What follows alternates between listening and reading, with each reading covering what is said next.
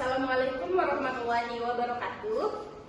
Perkenalkan, kami dari kelompok 1 akan membahas terkait RL1 atau rekapitulasi laporan 1 terkait data dasar rumah sakit.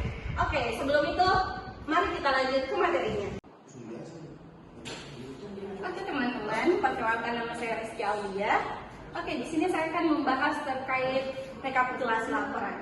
Di mana untuk rekapitulasi laporan ini terbagi menjadi dua, yaitu laporan eksternal dan laporan internal. Oke, di sini saya akan membahas terkait laporan internal. Di mana pada laporan internal ini terbagi menjadi 5.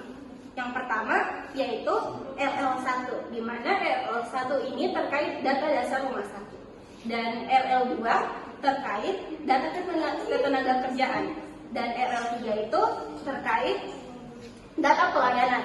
Kemudian RL4 itu terkait data mobilitas dan mortalitas, dan RL5 itu terkait kunjungan pengunjung dan 10 penyakit terbanyak.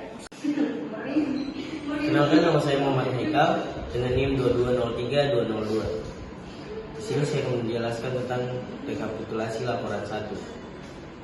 RL1 berisikan data dasar rumah sakit yang dilaporkan setiap waktu apabila terdapat perubahan data dasar dari rumah sakit, sehingga data ini dapat dikatakan data yang bersifat terbarukan setiap saat atau bisa dikatakan update.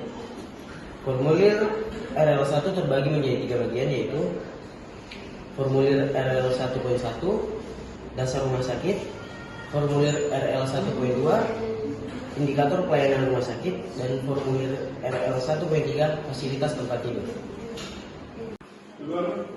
Perkenalkan, nama saya Siti Alanisa. Saya Fatmawati Mansur Saludin. Baik, saya akan melanjutkan materi tentang formulir RL1.1.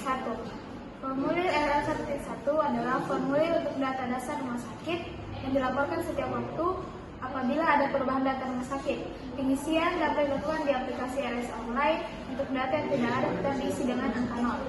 Kode rumah sakit diisi berdasarkan nomor registrasi rumah sakit berupa 7 digit nomor yang ditetapkan oleh Sekretaris Jenderal Bina Upaya Kesehatan Kementerian Kesehatan Republik Indonesia. Tanggal registrasi rumah sakit diisi oleh sistem pada saat registrasi rumah sakit secara online.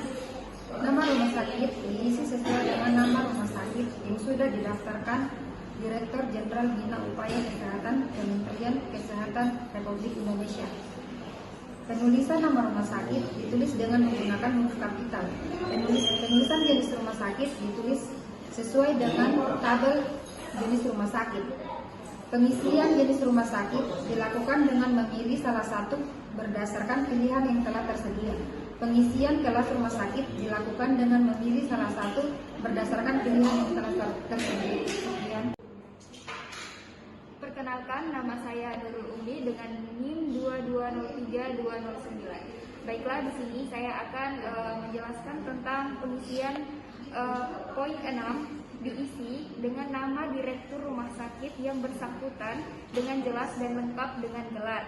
Kemudian pengisian poin 7 dilakukan dengan memilih salah satu berdasarkan pilihan yang tersedia. Kemudian pengisian poin 8 itu diisi dengan nama, jalan, lokasi rumah sakit yang bersangkutan. Begitupun 8.1 sampai 8.7 diisi berdasarkan data yang diminta pada rumah sakit yang bersangkutan. Kemudian poin 9 diisi dengan satuan meter persegi yang terdiri dari 2 subpoin. Adapun subpoinnya yaitu subpoin pertama 9.1 tanah, luas tanah yang dimiliki rumah sakit dengan satuan meter persegi. Kemudian subpoin yang kedua yaitu 9.2 bangunan, yaitu luas dari bangunan yang ada dengan satuan meter persegi. Pengisian kemudian yang terakhir, pengisian poin 10 dilakukan berdasarkan surat izin penyelenggaraan operasional yang diterbitkan oleh instansi yang berwenang. Halo guys, perkenalkan, nama saya Maura Prilia. Saya akan menjelaskan tentang pengisian nomor 11, 12, dan 13. Untuk pengisian poin 11, pilihlah sesuai dengan pilihan agama kalian, Katolik, Hindu, Islam, atau Buddha. Nah, untuk pengisian nomor poin 12 dilakukan dengan memilih sesuai dengan pilihan yang tersedia. Bagi rumah sakit yang sudah terakreditasi, selanjutnya melakukan isian akreditasi yang merupakan pengakuan terhadap rumah sakit yang telah memenuhi standar. Untuk pengisian poin 13 atau tempat tidur, pengisian poin ini diisi menurut pelayanan dan kelas perawatannya. Sekian dari saya. Baik, materi selanjutnya pengisian poin 14 diisi berdasarkan jumlah tenaga medis, pengisian poin 15 diisi menurut jumlah tenaga non kesehatan, dan berikutnya sumber RL 1.1 adalah dari data rumah sakit itu sendiri. Yang pengisiannya harus diperhatikan karena sangat berpengaruh, contohnya dari penentuan kelas rumah sakit yang didapat dari Kemenkes kemudian ke direktur. Terima kasih. Baik, di sini saya akan menjelaskan formulir indikator pelayanan rumah sakit, formulir RL 1.2. Pada formulir RL 1.2 yang harus diisi adalah BOR, LOS, BPON, TOI, MDR, dan GDR. Untuk pengisian formulir ini, yaitu RL 1.2, bersumber dari data tahunan pasien yang kemudian diisi berdasarkan indikator di atas. Terima kasih. Perkenalkan, nama saya Daniel Sidiki. Saya akan menjelaskan tentang formulir 1.3 terkait fasilitas tempat tidur rawat inap bersumber dari SK surat keputusan ketetapan tempat tidur rumah sakit dari Kemenkes kemudian ke direktur. Perubahan datanya harus dilampiri surat keputusan dari direktur.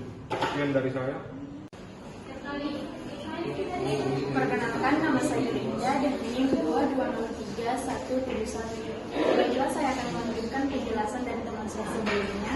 Yang dimaksud dengan jumlah tempat tidur adalah jumlah tempat tidur yang ada pada ruang perawatan inap, tidak termasuk yang tempat tidur dipergunakan untuk bersalin, kamar pemilihan, kamar pemeriksaan untuk rawat jalan atau umum, dan klinik unit rawat darurat. Mengapa? Karena kamar-kamar ini atau tempat tidur tersebut hanya dipergunakan untuk sebagai tempat persinggahan saja. Contohnya misalnya ketika ibu ini sudah melahirkan, maka mereka akan dipindahkan ke ruang perawatan inapnya masing-masing. Selanjutnya, jumlah tempat tidur itu untuk jenis pelayanan ICU, ICCU, dan ICU itu diisi jika rumah sakit tersebut sudah mempunyai ruang rawat inap tersendiri dengan tempat tidur dan peralatan khusus untuk pelayanan ICU, ICCU, dan ICU tersebut. Selanjutnya, yang terakhir adalah untuk rumah sakit khusus yang hanya melayani satu jenis pelayanan saja, maka jumlah tempat tidur itu dilaporkan pada masing-masing ruang rawat inap yang sesuai dengan spesialisasinya.